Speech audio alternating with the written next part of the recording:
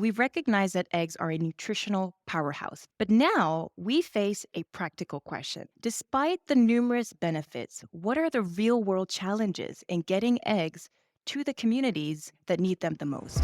Hello, and welcome back to another fresh episode of Brain Food by Sight and Life, the show where science meets critical thinking. I'm Tesso Gabriel for Swissfin, and it is my pleasure to guide you through the second episode of our extraordinary egg series, titled What is an Egg Hub? Now, in our last episode, we immersed ourselves in the nutritional science of eggs, and we discussed their role in combating malnutrition. Today, we shift gears to a more hands-on perspective, where we delve into the real-world challenges faced by the egg production sector in LMIC.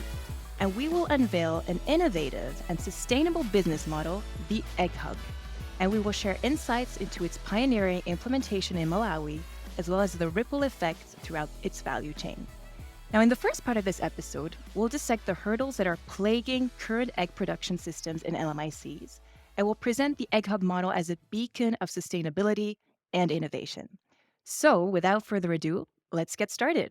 I'm absolutely delighted to have two distinguished experts joining us on this journey. It gives me great pleasure to welcome Maya Stewart. Maya, you are the driving force behind the Egg Hub in Malawi, where you blend your entrepreneurial skills with a strong sense of purpose to manage its operations. You have over 15 years work experience in the private and NGO sector of Malawi. And your educational background includes an MSc in Strategic Management from the University of Derby and a Bachelor in International Business Administration from United States International University. And in addition to your operational role, you are also a dedicated member of the Private Sector Mechanism Committee for Food Security, where you champion access to markets for smallholder farmers.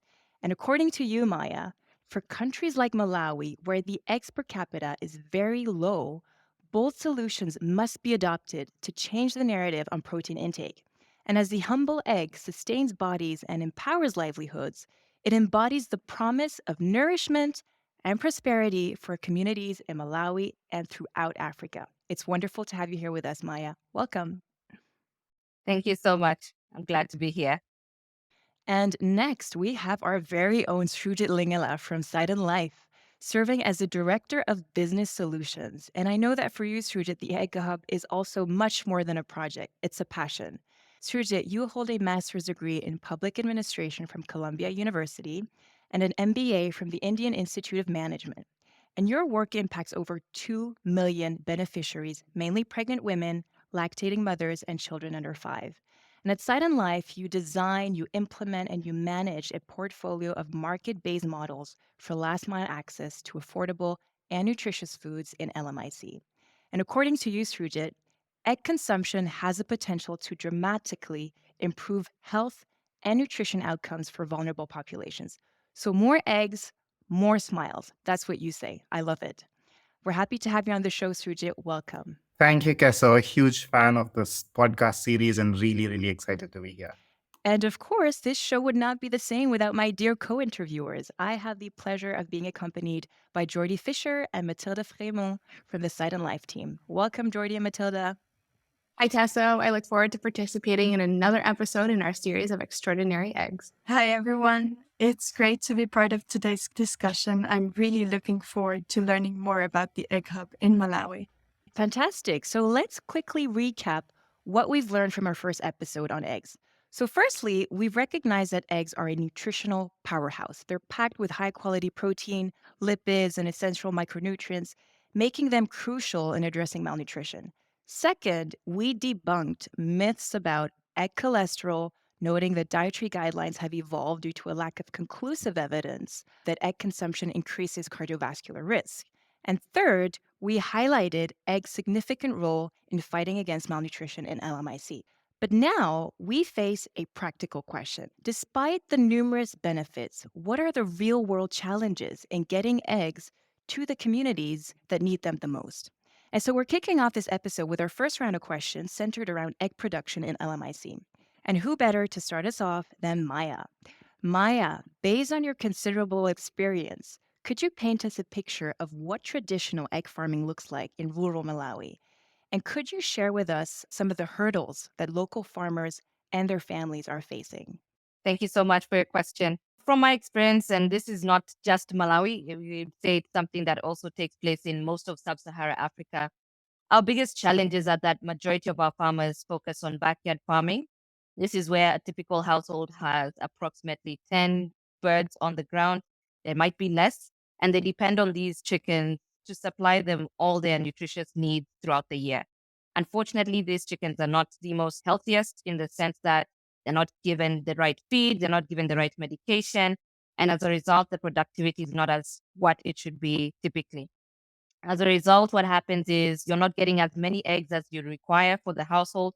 And moreover, you can't also make an income out of it because everything that is produced is most likely going to be consumed at household level. So, in my experience, backyard farming is ideal for households for subsistence farming, but not necessarily a sustainable business for commercial purposes. Egg production has to be monitored. The bird's health has to be monitored in order for you to make a substantial amount of income at household level. Now, if you are dependent solely on backyard farming, the chances of you growing out of that particular farming expertise into a semi-commercial or commercial farmer is very, very low. In fact, I would potentially suggest that it might never happen in some of the household lifetime. So as a result, I typically request and suggest to many farmers who want to enter into the poultry sector to think beyond what is a typical backyard farming business enterprise and look beyond and most importantly, look through the lens of what farming should actually be. A commercial farmer is only sustainable if they have more than 700 birds, and this is enough to feed their household, but on top of that, make them sustainable, earning a decent income for the family that can sustain them throughout the entire year and also be in a position to supply them the next flock of birds that will support them for their next incoming year. Thank you. This is great, Maya. I think it really helps us see and understand the kinds of solutions that are needed to tackle these issues that you've just mentioned. So, Srujit, I've got a big question for you. Based on what Maya just shared, what are the key factors you consider when you're scouting for solutions? How do you balance the needs, of sustainability, economic viability that Maya just referred to, but even nutrition? How do you look for that sustainable business model? What stands out to you? I'll build up on what Maya has mentioned, and I'll take us through the example of how Sight and Life has zeroed in and identified a egg hub business model that we're going to talk about in a short bit. But first, I want to talk about the journey and what are the constraints that we've identified, but also how we came and identified that potentially successful business model. So it was in 2016 that we investigated the constraints in egg production and conducted a value chain assessment in about 4 countries: Kenya, Ethiopia, Malawi, and India. And we've conducted about 160 key informant interviews. And these were done with farmers, input suppliers, women self help groups, and poultry social enterprises. And throughout the interviews, we were able to profile 5 business models that really improved poultry production. One was a micro franchising model, the microfinancing model, the cooperative farming, then came the enterprise development and the outgrower model. So all of these 5 models are advanced by various diverse actors, be it your private companies, the non-governmental organizations, and the microfinance institutions. And we conducted an analysis of all of the business models based on 4 main criteria. One was the impact of this model on egg production and egg availability. Second is the relevance of this model to a low and middle income country and also to communities that are mostly rural and peri-urban. The third is the sustainability of such a model, which means, is this model able to work and operate on itself without constant requirement for donor funding and philanthropies? And fourth is the scalability. Is this model something that can be actually scaled to various different countries? And all of these models that we're talking about did improve egg productivity from an average of about 40 eggs in the backyard setting to a minimum of 100 eggs in a micro franchising model and a maximum of about 290 eggs in the outgrower and enterprise development model. So what you see is quite a range, but from the backyard setting of 40 eggs, you're reaching about 290 eggs, which is almost touching the commercial scale economies in the outgrower and enterprise model. And also when we look at the farmer's income, The farmers in the enterprise and the outgrower models have high annual incomes, up to 15 times higher than in the backyard model, which is a huge win for somebody who is looking to improve their income, but also move into the more commercial forms of poultry farming. And overall, these country case studies really validated our hypothesis that the productivity and the viability of eggs in the outgrower and enterprise model are much, much higher compared to the backyard production setting. And within the both of these models, the outgrower and the enterprise development, the outgrower model is a model that specifically caters to your urban settings, which is, providing eggs to the supermarkets, to the urban regions of the country or the geographies. So what we wanted to do really is be able to provide those eggs to the rural communities and the peri-urban communities and support backyard poultry farmers to be able to scale to those commercial economies. And following this analysis, the concept of the egg hub model was introduced by Sight and Life. And we've done this with the support and the collaboration of Maya, and we've implemented this in Malawi and qualified as a social business model, which was designed to address the bottlenecks that prevent adequate egg production and availability in low resource rural and peri-urban settings. Wow, thank you, Srijit. You're giving us all the results at the beginning. We want them for the end. No worries. So you've mentioned the outgrower model, the enterprise development model, but what about the egg hub then? So this is where you were getting at. So what is the egg hub model? The egg hub model in itself is a variation of the enterprise development model that caters specifically to peri-urban and rural communities. So, Keso, when I talk about the egg hub model, what really comes to my mind is a feed miller at the center of the egg hub, and the egg hub model as a hub and spoke. Think of it as a hub and spoke, where at the hub, at the center, is a feed miller and each spoke is a smallholder farmer. And the egg hub model in itself supports the farmers to transition from backyard poultry, which is a dominant model of poultry farming in LMICs, to small scale farming of at least about 1,000 birds. Maya mentioned 700 birds as the minimum. We're looking at around 700 to about 1,000 birds per farm. And at this scale, the reason is at this scale, farming really becomes profitable and sustainable.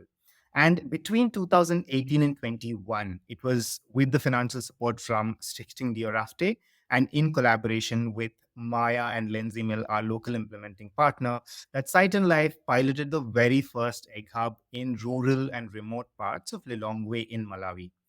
And like I said, the egg hub is a centralized unit and it provides high quality, affordable inputs, medical services, veterinarian services, training, and market access to these smallholder farmers.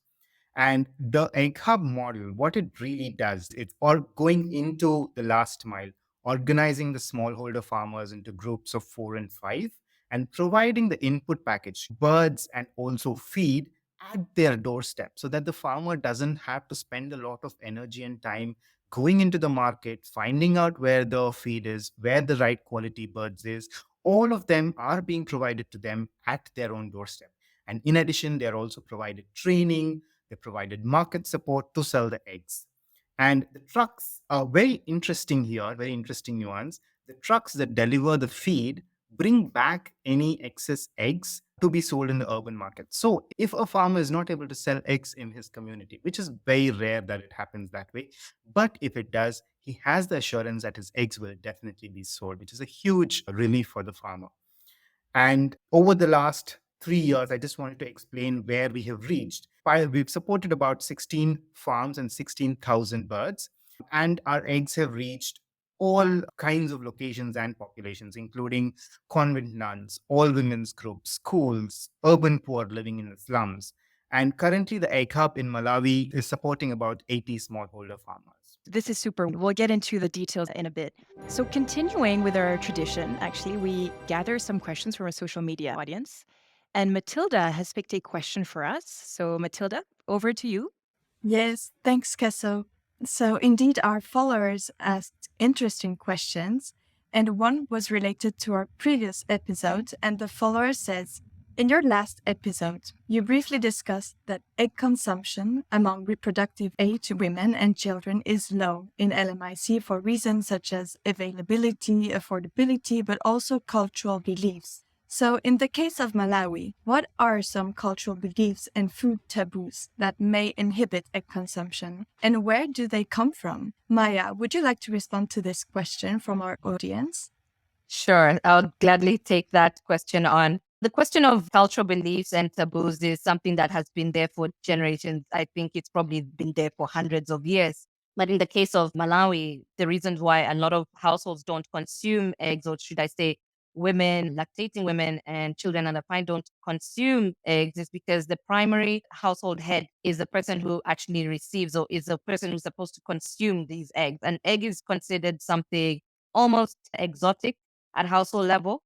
And as a result, you find that it's mostly men who are the first consumers of the eggs in the household. Thereafter can come the household wife, and then after that, and lastly, is the children. We don't know why these beliefs are there, but again, this all comes down to who's the income earner in the household.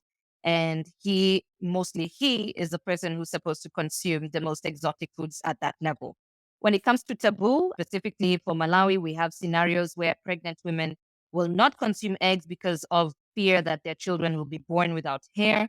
We also have scenarios where the mother is worried that while she's lactating and breastfeeding her child, that she might pass on some sort of diseases or something that might come from the chicken on towards the child through the process of breastfeeding. So that is another reason for avoiding. But to me, the funniest one I've heard is if you're breastfeeding or in the process of delivery and you've been eating eggs over the last few months, your child will be born without hair. And this is a major question and a major challenge in Africa, where children who are born without hair are considered to be sickly. And that's something that we try to, right now, as part of the Egg Hub, try to educate households that that is not the case. And not just as the Egg Hub, but also through our Ministry of Health, who come and educate the household, mothers and children as well. That's really eye opening, Maya. And it kind of echoes what we unpacked in the first episode, actually, about busting some science myths. So clearly, those are not the only myths that we have to tackle. So, Srijit, after hearing about these challenges from Maya, I'm curious, how did you weave this understanding into your strategy to get more people excited about eggs, but also to ultimately get them to consume more eggs? What was your strategy? So, despite increased supply of eggs, we have implemented the supply, the production aspect.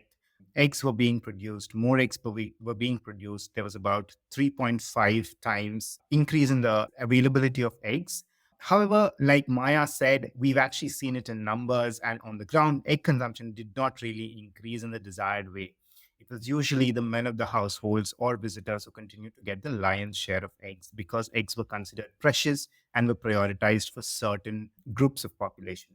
And for us, it was very clear from the very beginning, Keso, that for a well functioning egg hub model that is truly effective, it's not only essential to increase egg production, but also ensure that these eggs were consumed by the target populations, which is your pregnant women, lactating women, and children under 5 years of age.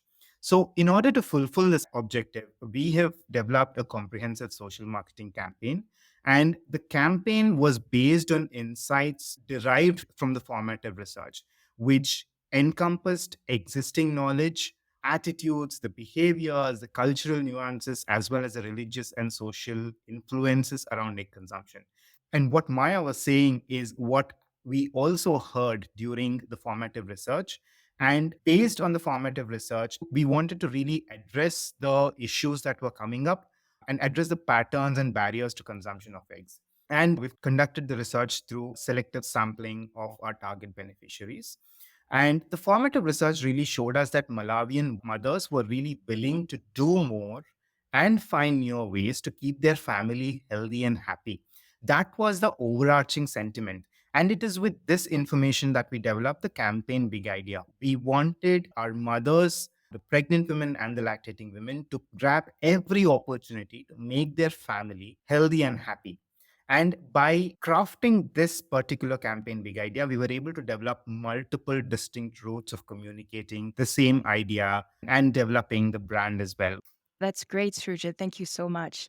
And I just want to end with one short story, the story of Grace. Grace is one of our smallholder farmers, and she's 45 years old.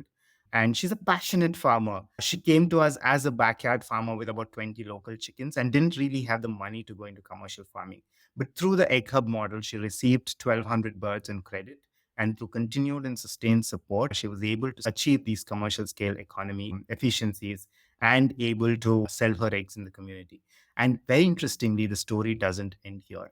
She became very confident about poultry farming and was very excited about expanding her farm and applied and actually, in fact, received a grant from the government on her own.